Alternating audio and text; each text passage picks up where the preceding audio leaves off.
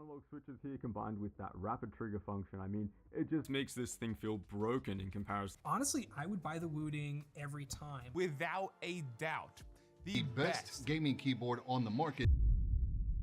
I'll leave it linked down below, and of course if you have a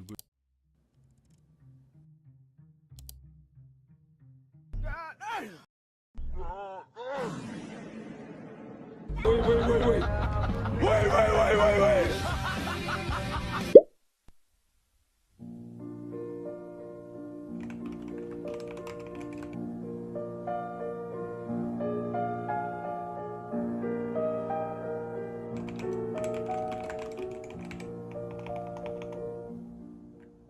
So I want to preface this video by saying I've never tried the Wooting. It's just simply too expensive. I don't think you have the facilities for that, big man. And on top of that, you have to wait super long. That kind of experience for me, like I'm super impatient, brought me to the Drunkdeer A75. I bought this keyboard, and this keyboard cost me 170 Canadian, like including shipping. It is essentially the Wooting 68G, but in a 75% form. I did get the version without keycaps because I do have my own keycaps on it. Now, unlike all the other reviews, I'm not going to be going into like the specifications. I'm just going to be going into some things that I noticed and some things that I disliked. First of all, these keycaps, and this keycap right here are completely different because they do want to fit this in. If you buy like recent Amazon keycap postings, usually they have extra stuff you can put in there. I just use like some random keys, and then I just use the FN key. On top of that, the uniform in the top row with the delete key. I don't think any keycap set is going to look nice because the delete key looks a lot smaller. It's just a slight pet peeve. It's really nothing that deep. I just, find that kind of annoying to look at sometimes. The RGB is insane. This is actually it on its lowest quality. It has 9 settings, and if I go up one by one, definitely better than having just regular black keycaps or regular white keycaps. Like getting one of these, like putting keycaps, insane. Like best experience I've ever had with the RGB keyboard. The volume knob does roll infinitely. You can't click it, and this stops any video that's playing, so that's fine. When it comes to software, it's pretty simple to install. It's literally just an installer. You click install, yes, next, finish, and the software is pretty bare bones right now. I know the Wooting's rapid trigger in the software, it says it goes down to 0.15. On this one, the lowest is 0.2, so only 0.05 millimeters of distance. It's really unnoticeable. I doubt anyone can like truly look me in my face and tell me they feel the difference between the actual rapid trigger. But the keystroke itself is still 4 millimeters deep, but the actuation only goes to 3.6 millimeters. So I think there is like that 0.4 millimeter range at the very bottom of the key where rapid trigger doesn't really work, but it's only 0.4 millimeters at the end of the day. It's not talked about nowhere, but the actuation point can only be adjusted in increments of 0.4. It's either you start at 0.4 and then you go to 0.8 and then 1.2. You can't set your actuation to 0.6, 0.10. I'm assuming in time this will get better with the software improvements, but right now that is kind of a downside. It's not really a downside if you think about it, but when I was trying to adjust my super glide, it did kind of get in the way a little bit. I am going to demonstrate the in-game advantages in the games that I found.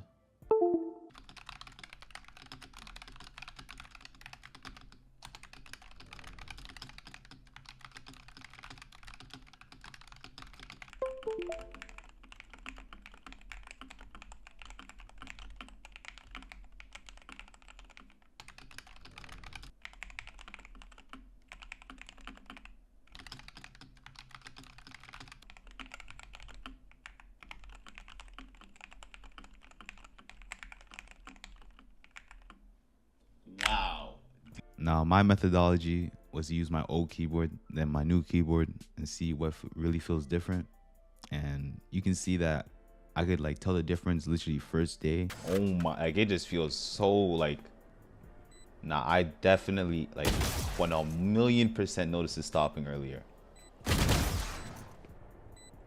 But after using it for some time, the main thing that I think I've noticed is the minute adjustments you can do to your aim simply by just like pressing one key. Like if you want to move that accurate on a regular keyboard, you're going to have to like counter strafe. It's just like not possible to move like that small without counter strafing, but I don't even notice it anymore. But like I be just moving that slight little bit when I'm in like gunfights, DMs, and it's just like it makes like a world of difference in like getting headshot. I think sometimes it even seems like I'm moving while shooting and I'm not. I'm just like pressing it right after I shoot. I'm gonna show you the difference in actuation and deactivation. I rarely mess up on shooting error nowadays. Before I kind of like it just felt like a disconnect, but now it feels like okay, like I can't really be shit now. Like I can't just like blame anything, you know.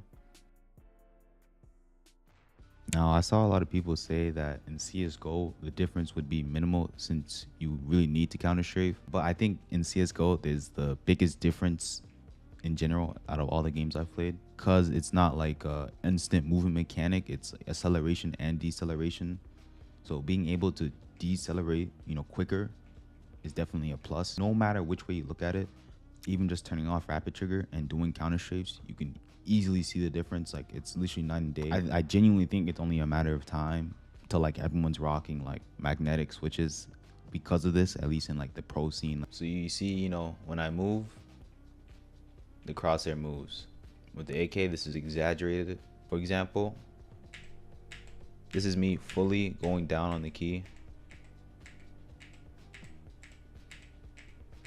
You can see how much the crosshair is moving and how much the character model is moving. This is on the lowest activation. Rapid trigger on. I fully press it down. No movement delay in the crosshair, only when I really hold it down. Back and forth like this. Look at my character. And look how small the character is moving. But this could easily throw off someone's shot. You know, you're jiggling, you're like, you know, fucking with them. Like, look how much faster like your jiggles can, you know, essentially be. Oh yeah, it literally feels sluggish. Like I'm not even kidding. Like I'm especially noticing it like when I'm going from, you know, from right to left. So when I'm pressing A, I notice it a lot.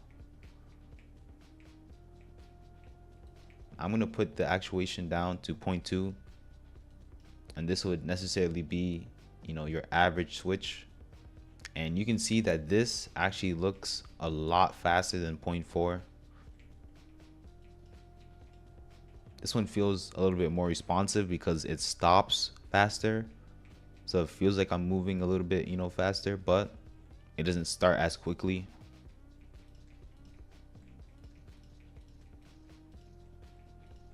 It just feels like butter. Like I can't even explain it. Like now that we're in Apex, your redirects first of all are gonna become a lot cleaner.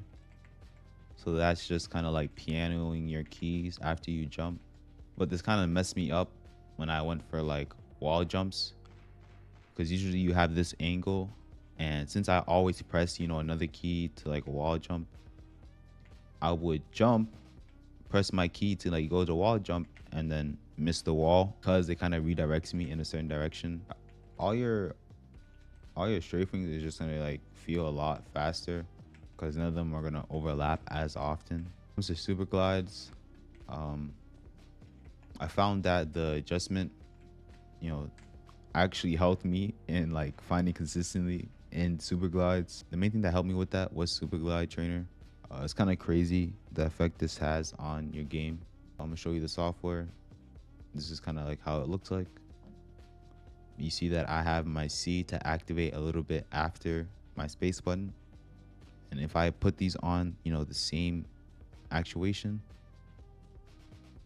this is at 300 FPS. You see when I go for super glides, you see that I have a lot more wrong inputs first. So I have like 40% wrong inputs. I never crouch too late. What I do to, you know, counteract this is I put my C key a little bit after my space key. You can see, you know, in the pressing, there was almost nothing that was different. I was literally just pressing it the same way. But you see that my overall super glide consistency, the potential super glides, like every statistic is better. Yeah, sometimes I'm crouching too late, but my wrong inputs is increased from 40. So you can kind of just go and adjust this, you know, how you want it to. Obviously the results will vary, but set it to what you want, figure out your settings, and then you kind of forget it. And I just kind of showed this at 300 to emphasize it more at 144. And that's just how the movement tech is. You see 86%, 67%.